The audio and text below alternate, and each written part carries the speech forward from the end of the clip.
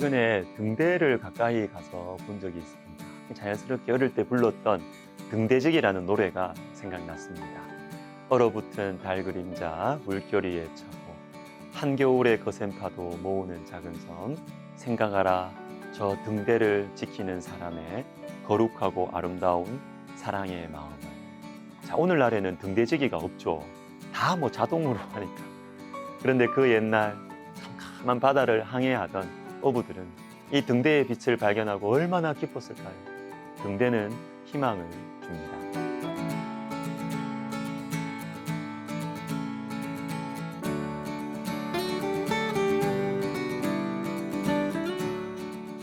자, 오늘은 한 가지만 생각해 보겠습니다. 비전은 등대입니다. 자, 오늘 본문은 이 스가랴서의 마지막입니다. 여러분, 마지막 말씀은 비전을 담고 있습니다. 대표적으로 에스겔서의 마지막 말씀은 완성된 하나님 나라를 보여주는 여호와 삼마를 보여주고 에스겔서가 마무리되죠. 그날 후로는 그 성읍의 이름을 여호와 삼마라 하리라. 우리 하나님이 거기에 계신다. 또 마태복음의 마지막 구절은 예수님의 제자들을 비롯한 우리 모두를 향한 비전, 축복의 말씀인 것입니다. 내가 너희에게 분부한 모든 것을 가르쳐 지키게 하라. 볼지어다 내가 세상 끝날까지 너희와 항상 함께 있으리라 하시니라. 비전이죠. 축복이죠. 사도행전의 또 마지막 말씀은 이 사도행전의 중심 인물인 사도 바울의 죽음. 사도 바울의 죽음이 아니에요. 마지막이. 이 바울의 뒤를 이어서 우리가 어떤 삶을 살아가야 되는가 계속되어야 할 사도행전을 보여주는 것이죠. 바울이 온 이태를 자기 셋집에 머물면서 자기에게 오는 사람을 다 영접하고 하나님의 나라를 전파하며 주 예수 그리스도에 관한 모든 것을 담대하게 거침없이 가르치더라. 여러분, 마지막 말씀은 비전을 보여줍니다. 스가랴서의 마지막 절은 어떠할까요? 14장 20절과 21절을 우리 같이 한번 읽어보도록 하겠습니다. 그날에는 말방울에까지 여호와께 성결이라 기록될 것이라.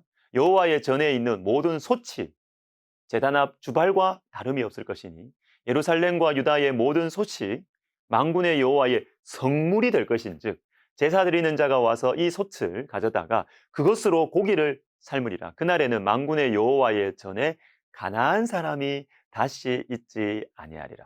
자, 크게 두 가지 내용, 이 두 가지 내용이 담겨 있습니다. 첫 번째는 하찮은 물건인 이 솥까지도 거룩하게 쓰임받게 될 것이다라는 거예요.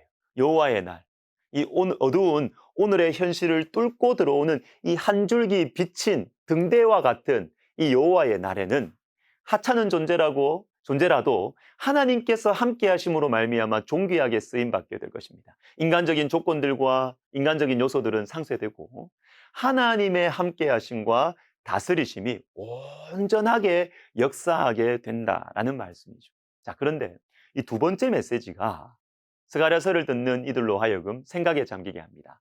가나안 사람이 여호와의 전에 있지 않게 될 것이다. 이 가나안 사람은요, 단순히 가나안 지역 출신의 사람이라는 말이 아니라 속이면서 장사하는 사람들, 못된 짓을 예사로 하는 파렴치한 사람들이라는 의미를 가지고 있습니다. 이 고린도인 했을 때 음란한 사람들 이런 의미를 가지고 있는 것처럼 말이죠.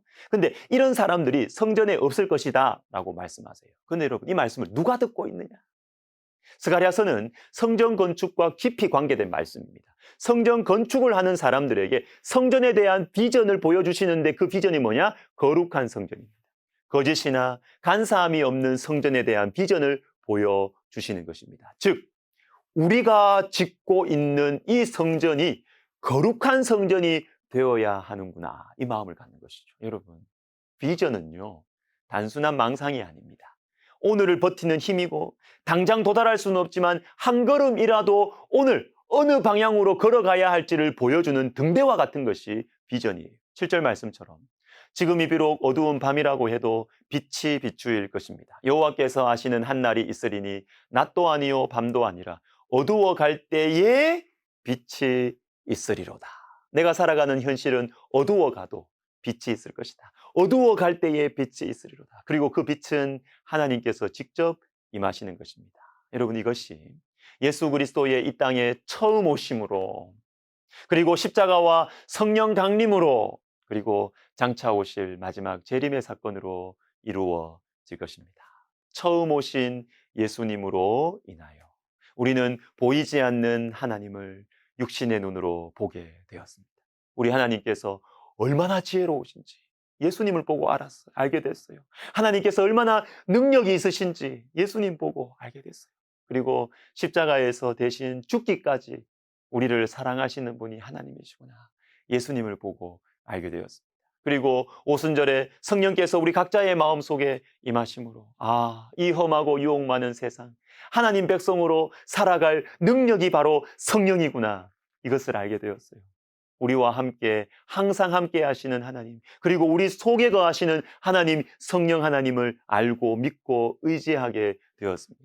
그리고 예수님의 영이신 성령을 받은 우리는 다시 오시는 예수님 완전한 구원을 자연스럽게 기다리게 됩니다. 로마서 8장 23절에 그뿐 아니라 또한 우리 곧 성령의 처음 익은 열매를 받은 우리까지도 속으로 탄식하여 양자 될 것 곧 우리 몸의 속량을 기다리느니라.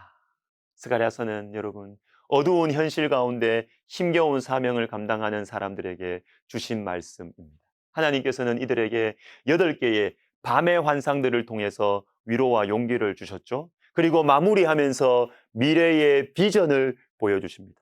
현재의 내 모습, 지금 나의 모습은 고기를 삶는 소처럼 하찮고 이 현실은 어두운 밤과 같지만 저 멀리 분명하게 비치고 있는 등대처럼 하나님의 비전이 있는 것입니다.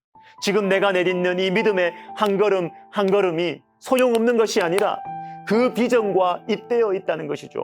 그래서 다시 바닥을 치고 일어날 용기를 갖게 되는 것입니다. 스가랴서가 우리에게 주는 메시지인 것입니다. 기도하겠습니다. 하나님 아버지, 우리가 주님이 우리에게 보여주신 그 메시지, 주님의 오심, 십자가, 성령의 충만, 그리고 재림, 주님이 등대와 같은 메시지를 바라보고 오늘 하루 믿음으로 한 걸음 한 걸음 내딛고 말씀 붙들고 살아가는 의미 있는 인생 되게 하여 주옵소서. 예수님의 이름으로 기도하옵나이다. 아멘.